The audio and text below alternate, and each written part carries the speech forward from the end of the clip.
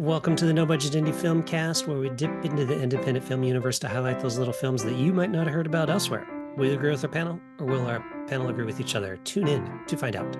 I am Milo Dennison, and with me, as always, is Claire Milan and Carl Feeney. Hello. All right, Carl, what's on the agenda this week? So on the agenda this week is a film called Election Night. Excuse me for a minute when I read this, because I haven't got it memorized. Sorry. Written and directed by Anders Thomas Jensen, and it stars Ulrich Thomsen. Now, it won an Oscar, I'm going to say 1998, but it was around that time. So it is a humorous look at the nature of prejudice.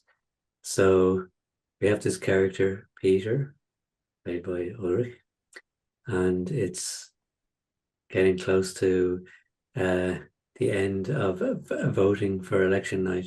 And you arrive in this bar where you meet some friends of his.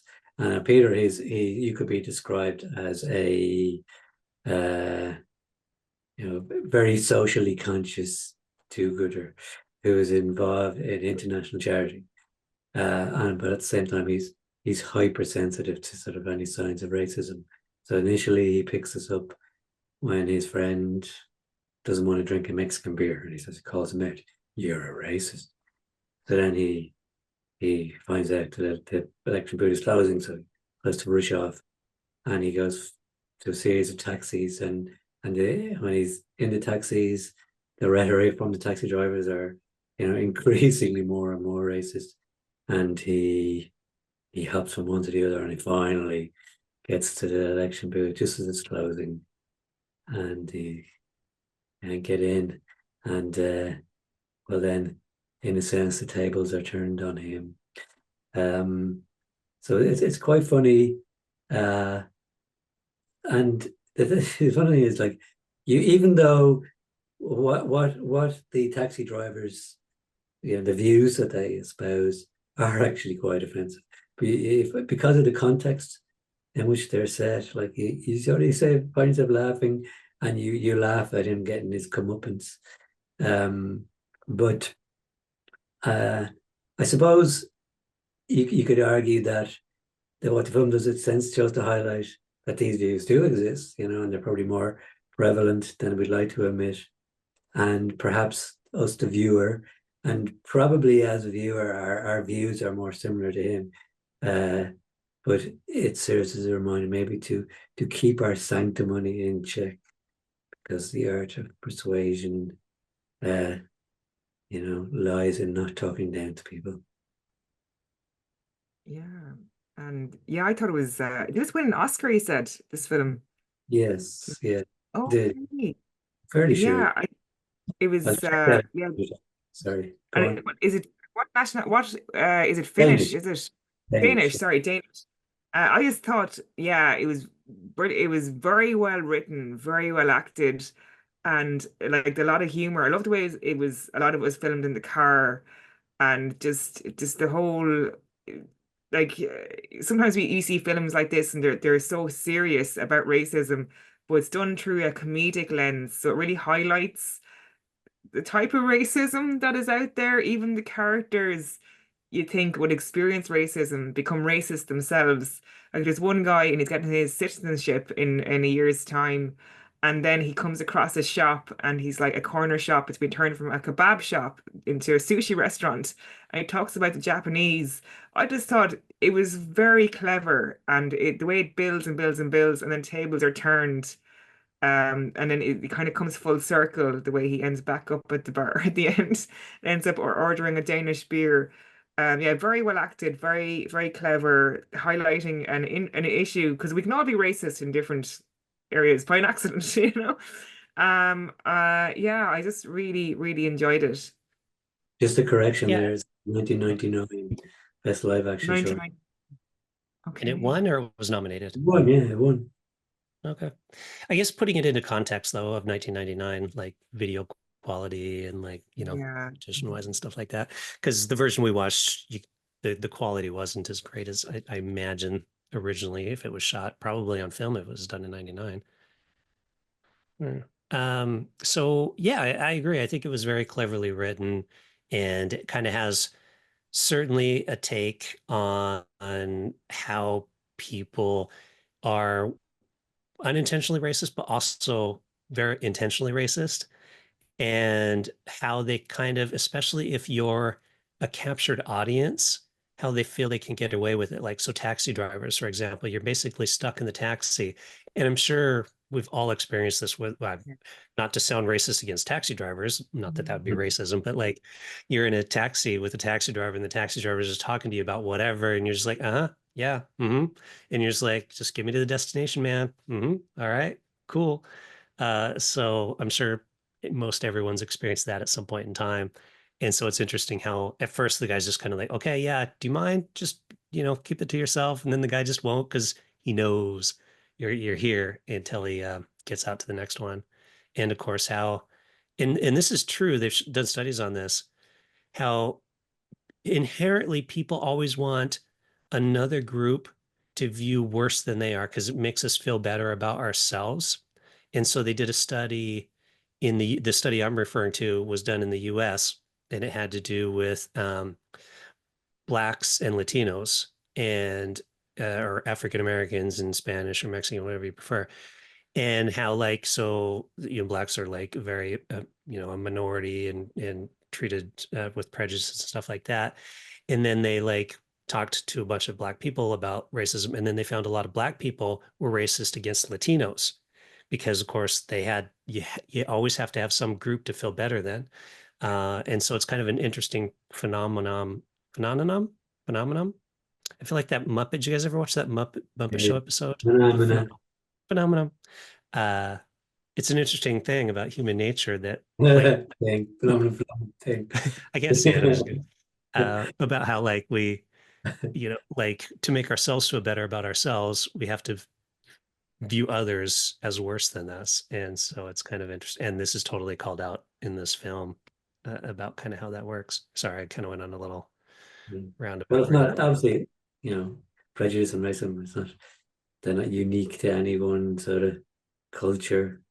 I suppose where it becomes difficult is when there's sort of a power imbalance and people's rights are completely trod upon, and it should be called out as well. But even like Yeah. how accidentally he says it in the end. Do you know when there's a black woman Oh, and she there's goes the into the door. spoiler. Cole did such a Sorry, good job of not giving it away in his I won't description. spoil it. You can cut You that bit just out.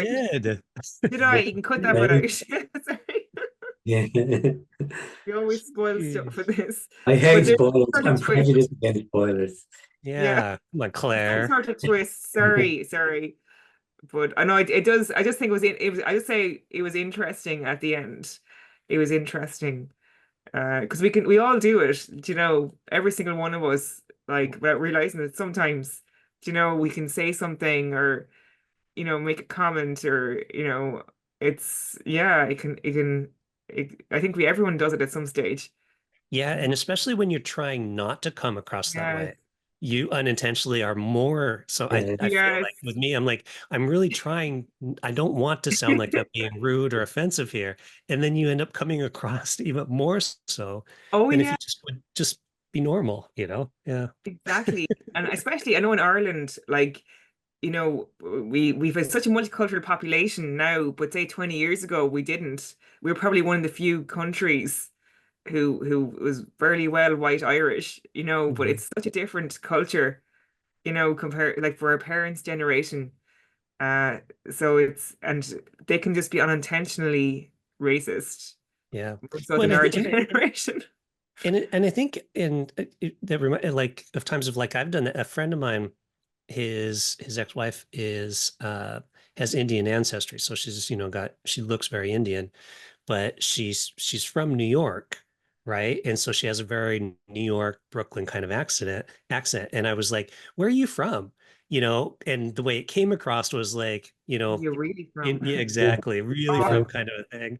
And she was Yeah. like, New York. I'm like, yeah. I was like, your family? Where's your family from? Oh, So I you kind of, don't tell me. Oh my God, yeah, my. because It can easily happen. It It did, and happened I with didn't them. intend to sound that way, but it totally came Oh, across that way. Yeah. even I met a Korean girl and I asked her, "Are you from the north or the south?" Like, well, obviously she's not from North Korea. If she's in Ireland, probably not. But anyway, it's just different things. You don't, Mhm. like, I think everyone messes up unintentionally, do you know? Like, yeah. So we put our Yeah. foot in. I do anyway, by an accident. I don't mean to. So Yeah, and I think that's okay. It's the intentional stuff like yeah, the intention. yeah, Yeah, sort of. yeah. Can be a bit of a minefield. Did anybody recognize any of the actors by any chance? Yeah. Oh, is the main guy kind of looks familiar? Maybe I'm wrong. Did you ever see a film years ago called Festen? No. It was back in the late. I think that was made in 1998. Actually, uh, it was one of I think it was one of the first films made using the Dogma 95 criterion. I think it's called The Gathering. Anyway, if you're looking for a good film, I recommend it. And he was the lead in it. And then at the very end, without too any spoilers, the the guy who was outside the polling booth, who sort of was there to kind of deliver the fate, the blow, we call it. Um, he was in one series of The Killing. He had quite a major role in Deliver it. the punchline. Yeah, that's it. Uh, Oh, I like that. anyway, that's kind of a by the by. Yeah, no, I didn't recognize any of them. Mm. All right. Well, you want to rate it? Claire, you want to go or you want me to go? I go. So, but it's, yeah, really enjoyed it. Very well acted. I think it was very well filmed. I know we were watching kind of a dodgier copy. But and it just highlights an issue about racism. So I'm going to give it 4.5 stars. Hmm. Yeah, it's sad that it's so prevalent to today, 25 years later, or yeah, 25 years later. Did you say 99, 98? Which is kind of sad to say, but I do like the way that they do it in kind of a, calling it out farcefully, I guess, is it. But I don't know. For something about it, I think maybe it was a bit too much. So I'm just gonna go right in the middle. I feel like a 3-star today. Yeah. Uh, I guess given where we are today in the world, it it seems less humorous now because you could have maybe pigeonholed those ideas years ago before the rise of social media, particularly.